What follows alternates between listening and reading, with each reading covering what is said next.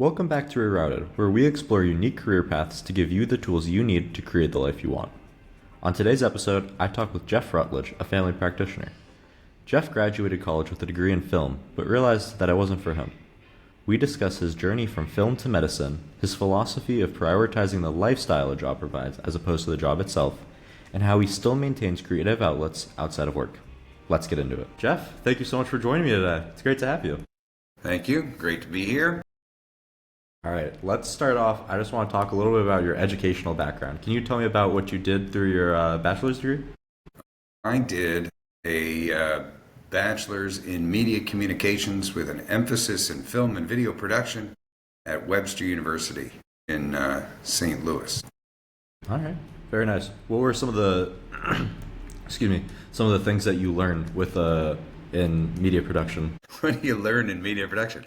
You learn everything from it's kind of a broad spectrum, obviously, from, making commercials to movies to art pieces to, all kinds of things. But the most important things you learn is the construction of things, and then the realization that everything you shoot and everything you plan all actually revolves around the editing, which is what I ended up really liking doing, was turning essentially a whole pile of nothing into something. All right, very nice. Excuse me. So I remember last time we spoke, you were telling me about how you were on this path and you were doing film, but you decided to change that. You decided at some point that wasn't what you wanted to do. Could you walk us through that? Yeah, I came to this realization pretty late, senior year. I realized that a lot of what I wanted to do was essentially project-based. There's no continuum. It's all finish one project, find a new project, finish another project. There was not a lot of stability around it. And one of the things I realized about myself somewhere during college was I like stability. I like some predictability in where I'm going to work and where I'm, who I'm working for, what's going to be done.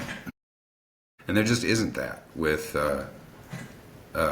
film and video production. If you work for a production company, you'll be not having to go find the work, but there's not necessarily any stability on their end either, because if you're working for a production house, somebody's going to have to go find that work, and there may not be any. So it didn't necessarily provide the kind of stability and predictability in my schedule that I want out of life. So All right.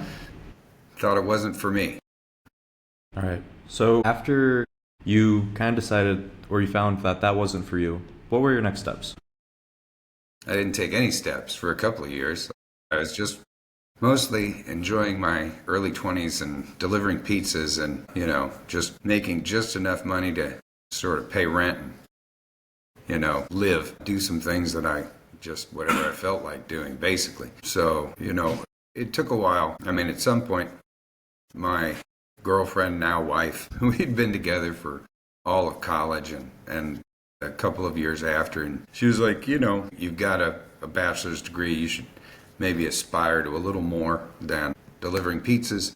And I knew that was right, but I didn't know what. She said, I don't know, manage a Pizza Hut, go back to school. I liked medieval history and that kind of thing, so why not go for a history degree or something? So I just started to think about, and I took my time, a couple of months to think about what I might want to do.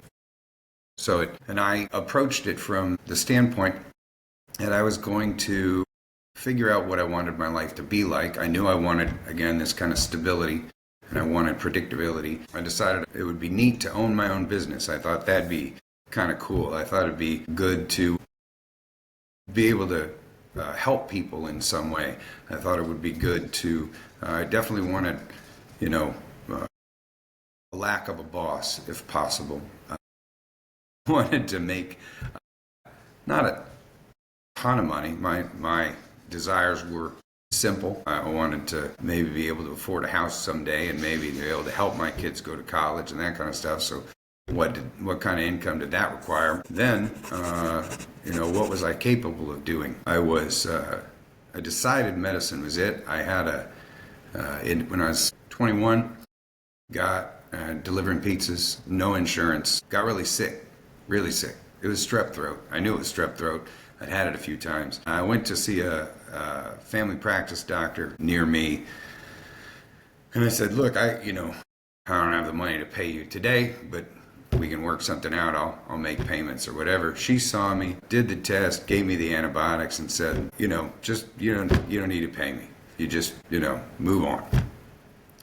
And I thought, it would be really cool if I could do something like that. I could be able to help people, have a lot of control over my own, destiny there. Again, no boss. So I thought, hey, I could probably try to do that. I really liked science for no apparent reason. Had taken in high school AP chemistry, AP physics, knowing I would never use those in film and video production. I just thought it was kind of cool. So I took those classes. So I knew I kind of had the capability of doing the work. So then I had to figure out, how do I pursue a career in medicine with a degree in film? Because I had no sciences in college. None. They don't require it. So I had to do some extra work on that front. All right. How did you get then from point A to point B there? Where did you learn about what the extra work that you had to do was? And then how did you eventually end up going and becoming a family practitioner, getting into med school and all of that? I had to, with a near total absence of the internet at the time, had to figure out what the prerequisites were for medical school. So, headed to the library and the card catalog and figured out some information on what I needed to do. I needed organic chemistry and physics and regular gen chem, biology. And then there was an open question about whether I actually needed calculus. I did not, as it turns out. I did need some usable trigonometry, but that was it. My wife taught me all I needed to know about trigonometry by the SOHCAHTOA thing. I don't know if you know. Yeah, I know what you mean. Of course. That's all I needed to get through physics. That was everything I needed. So I didn't ever even take trig or calc. I called then, once I figured out my prerequisites. I figured I have to figure out how I can afford this, because I can't, once you have a bachelor's degree, you can't get any further financial aid. There's no grants, there's no loans, there's no, subsidized loans. They'll loan you money, but it's not subsidized. So I called the dean of admissions at Wash U, and he was super nice, and I said, look, I can only afford to go for my sciences to community college. I got to just pay for it out of pocket, and that's all I can work on. I'm a pizza driver. And do you think if I do that, I can still get into medical school? And he gave me a very detailed, here's what you got to do. And if you do all these things, you still won't get into Wash U, but you could get in some medical school somewhere. So I basically followed that plan. I took a couple of classes at a time. It was relatively low risk. I invested the small amount of money on a credit card to go and take my first physics class. Loved it, thought it was really a lot of fun. I thought, I can definitely do this. And then I started taking the rest of the classes until I finally got most of the prerequisites and ended up taking my MCAT and scoring well on that. I knew I was going to get in at that point. All right. Was there a certain joy? You mentioned loving physics. I'm curious, was there a certain joy of kind of coming back to classes that you took 6 years ago maybe to kind of, rediscover these topics? Yeah, I mean, obviously my brain was still familiar with the material, but, classical physics is great. It's super understandable. You can see it all around you. There was one point I was coming out of physics class, there were stairs and there was a little sort of ramp on the side of the stairs, and it was winter, and I'm walking out of there thinking about the coefficient of friction as I'm walking down the ramp and how my shoes are against the concrete. And I just thought, I'm even thinking about it in fun ways. So it was a lot of fun to go back to that part. Parts that were less fun, I guess. I don't love Gen Chem. I turned out to really like organic, which isn't a popular opinion. But I found myself kind of reading ahead in organic because I just thought it was really cool anyway. So yeah, it was pretty fun to go back and do that and realize I was capable of those things. Yeah. All right. So you're at this point now where you've taken your classes, you've taken your MCAT, and you've gotten into med school. Were there challenges kind of coming back to school and very rigorous school at this point after being out of the game for a little bit? I mean, coming into medical school a little older, with not what you would consider a classic background, right? there's Yeah. always uh, there's always some level of like imposter syndrome, man. I mean, I, what am I? All these people are, been wanting to do this since they were 12, and they've been working through all these things in high school and college. It was pre-med planning, all this stuff, right? And you're like, what? So most of my struggles with the work was internal. I have no problems following a plan, and med school is really good about, here's your plan. Here's all the things you have to do every year, every semester. Here's what you got to do once you get done with clinicals. I mean, all of it's really laid out. Yep, tell me what the work is that needs to be done and when it needs to be done by, and I can follow that. So the only real challenge was in my own head of like, am I really supposed to be here with all these people who aren't, set up the same way? Sure. Were there any points where you kind of were able to break through some of that imposter syndrome? I'll let you know. Okay. So, of course, you show up and you do the work and you start to know that you do know what you're talking about. Learn after, because I'll tell you, even for doctors when they finish medical school and their residency, and then all of a sudden they're sitting in an office and they're the show. And almost everyone I knew still was like, I don't know that I'm supposed to be out here on my own. I feel like somebody should still be watching me. It takes actually a couple of years after you're doing your own work to realize that you do know what you're doing, and no one needs to really double check you. Even today, doing family medicine, you kind of got to know everything. Cradle to the grave, the whole, babies and shots and medicines, new things that are coming out, diabetes and high blood pressure and all the, just everything. And people now have a tendency to do their own research, right? They'll do a quick Google search on either their symptoms or their condition and give you a rundown of all the things that they found out that, sometimes you don't even have time to explain why it's all wrong. But but some of that imposter syndrome will still creep up, where you're like, damn, did they read something that's new that I just don't know about yet, Yeah. Because there's such a wide volume of information. I think it's that, that Dunning-Kruger effect, right? Or I think that's what it's called, where people with the least amount of information to assess whether they're good at something or not think they're great at it.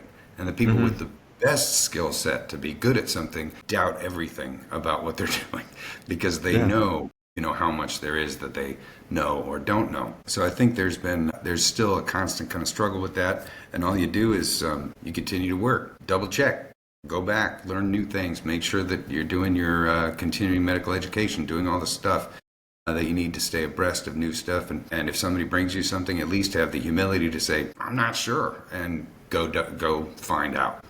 Yeah. All right.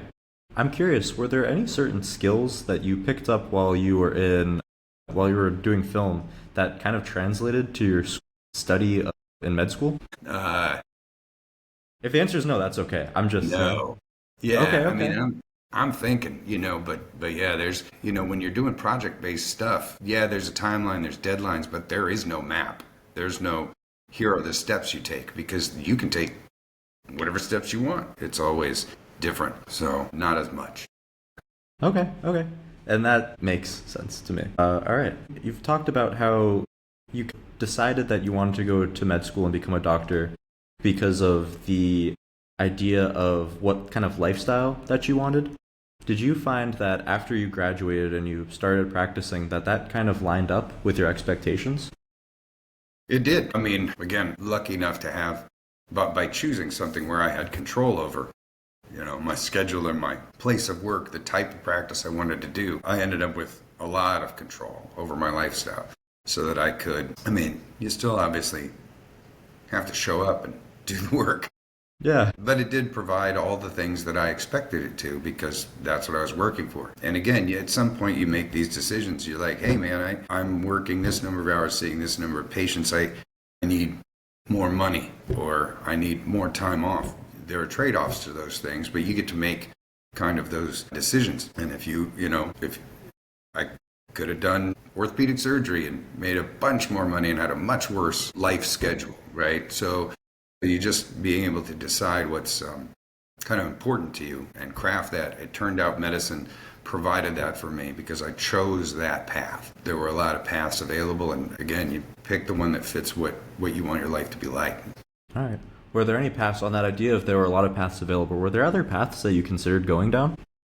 I considered, I really like babies, like delivering babies. I thought that was great, but again, pathway for like an OBGYN or something, it was a lot of surgery and other stuff that I did not enjoy. I really just liked the babies part. So again, family practice let me at least see babies, and with the potential for doing deliveries. Again, I didn't want that on call 24/7 for a lifestyle. All right. When you come to approach thinking about lifestyle, what is kind of, if you were able to chop it up into like a pie chart of the things that are important to you and the way that you're defining it into certain elements, whether that's time with family, money, ability to set your own schedule, what does that kind of look like for you? I'd say, probably 50% at least is time with family. How much, can I do there? And again, do you have the flexibility to suddenly shift gears and do less work and more family if it's needed? But yeah, 50% family, probably 25% income. I've been broke. I've been really broke. Mm-hmm. Like, am I going to pay rent or electricity? Kind of broke. So, I wanted a lot of stability there. Again, I don't need to drive a, BMW. I don't need my mansion, but I definitely wanted to get away from worrying about the day to day. So at least 25% was financial. And then only the remaining 25% was the work I was doing. Sure. I would think, All right. I want to keep talking about money a little bit, and I kind of want to go back to being in med school and applying to med school, talking about how being financially stable is very important to you. How would you weigh that against going to med school and spending time in med school? I know med school is not cheap, and you might not have a lot of time to do work to earn money during that. How would you kind of weigh that, and how would you make sure that that wasn't maybe necessarily 100% always top of mind and you were able to stay focused on studies as well?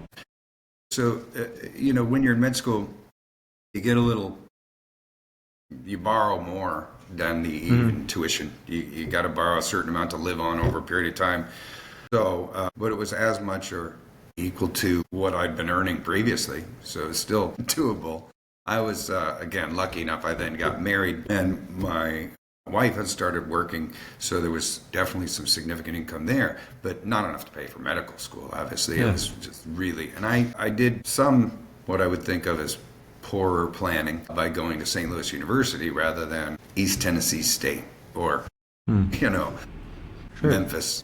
I had some other options for medical school, but I chose the one I thought was, the best. But I thought it was also in St. Louis, and I had some roots here, so I thought I'd want to do that. But it cost me a lot more money. I was always just convinced I would earn enough to pay it back, which is sort of true. I mean, I'll have it paid off in another 5 years or so.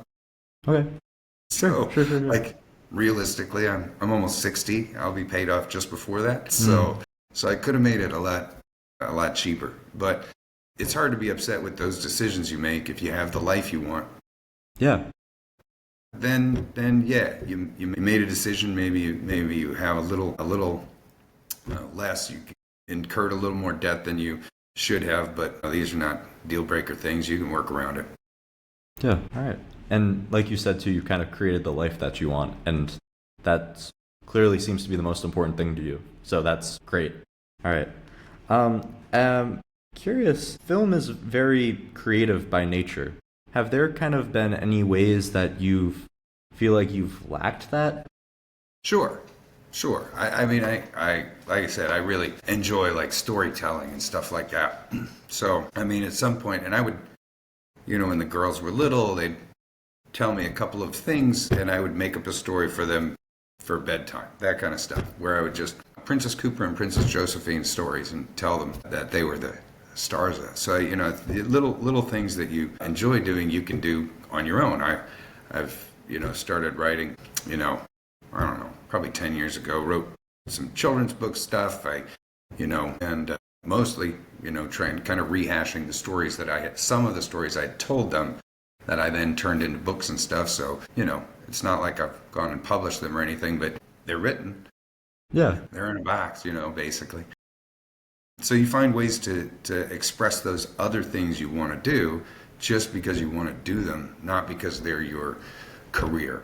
I also, they were cheerleaders, and I would video their competitions and put together some end of year stuff, that like memory videos of what the team did that year. So again, just because I that was part of that sort of need for a creative outlet. So you find ways to do that other stuff too. That's great. Have you ever thought about publishing the books, the children's books? Yeah, it's a lot of work. Sure, I can imagine. The books are done. I've had them edited. I've had them, I belong to a writer's group, so I would go to that every week, and we would go over chapters and do some stuff. I've read other people's works as a beta reader.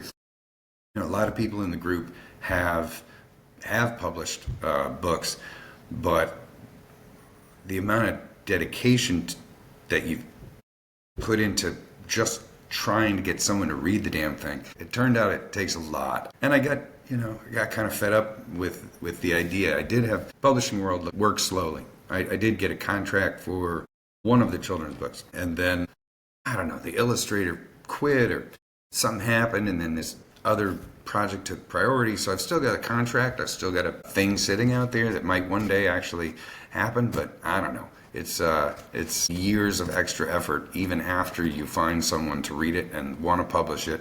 It's even a couple of years beyond that. So one of the most interesting things I did with that was I had an editor, somebody read it, and they were like, "This is fantastic. It's great. You just got to change all this." And I'm like, okay, so essentially what you've just told me in this email is you love what I've done. It's fantastic, except for all the words I've written. That's all that has to change. And that's part of it, right?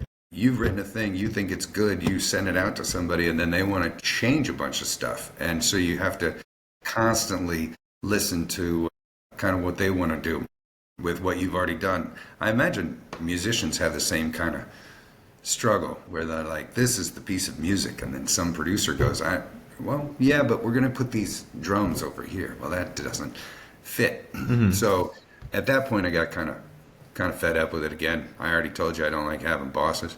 So I still got all these things written, and at some point I will probably, now that all my children are in college, dedicate the time to trying to get it published. But you could always self-publish, I suppose. I could just throw them up on Amazon now, but I feel like that's cheating. Sure. Okay. Like I said, people can do it, but then again, the work, you got to go and try and market it and get people to click on your thing. And, so there's all kinds of algorithms and stuff you have to be involved with. And again, that seems like not the part of the work I wanted to do. I'm curious, were there any sorts of inspiration as well, not just from your time with your daughters, but then also your career and being a family practitioner? Were there inspirations that you drew from working with children or other people and being a doctor? Wow. So I don't know, like I said, I've always been kind of in that storyteller vein, right? That's the film and video production, all that kind of stuff. So you take inspiration from all over, but I've always been like a, fantasy fiction kind of person. So I read a lot, and you just maybe take some inspiration from the structure of those stories, but then as well, the more knowledge you get, no knowledge is wasted. So everything I learned in film and video, everything I learned by reading, everything I, learned by in medicine, all plays into that at some point or another. There's actually, one part of a book that where there's a pretty bad wound, and so you draw on your information from medicine for that. I wouldn't say it totally fits together with the medicine part, but it comes up. Yeah, for sure. I would honestly be a little more concerned, I think, that if you said that everything that you ever did in medicine was translated into a children's book. I think that that would personally, the idea of having that as a children's book scares me a little bit. Yeah, me too. There's a lot of fluids and aromas in doctoring that it's not always pleasant. So, If the approach that you've taken of having kind of building your career around this lifestyle, if there were somebody who it was in a similar position to you, where they studied whatever it is that they studied and realized it wasn't quite the lifestyle for them, what would you recommend? my thoughts are don't think of the reasons you can't change, because there's always going to be financial obligations and family obligations, other kinds of things. There's lots of reasons you can't. Mm-hmm. But it doesn't stop you from thinking about what's possible. Go and look at what's possible. With what I currently have, what do I not like about my job? What do I want to do that's going to be, better about that situation, to make me happier at work, whatever that work is, and then try to find ways around your obstacles. Once you realize what you can't do, why you can't do those things, is there another way to get it done? Once again, I could have said, okay, I can't get loans and I can't get grants. I don't want to invest all this money in it. Well, if I hadn't, I wouldn't have gotten, to this place.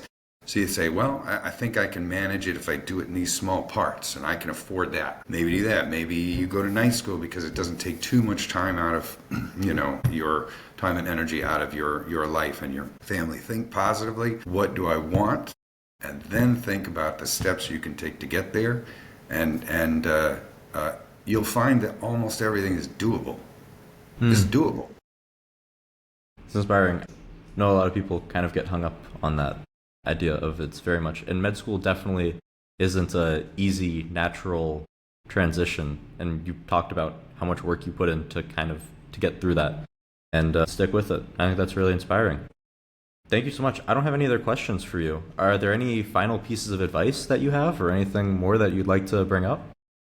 It mostly centers around everything I just kind of talked about. What about your life do you not want to be that way, and how can you maneuver to change it? Because if you don't consider the possibilities, you'll never change.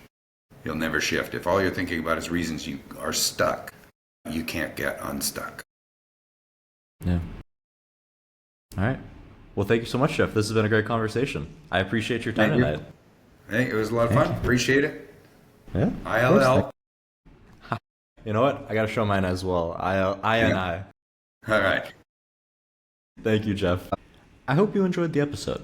If you have any thoughts, feedback, or just want to say hi, shoot me an email at nick@reroutedpod.com. If you like the show, leave a review, give us a follow, and subscribe. You can find links to our website and socials in the description below. I'm looking forward to seeing you next week.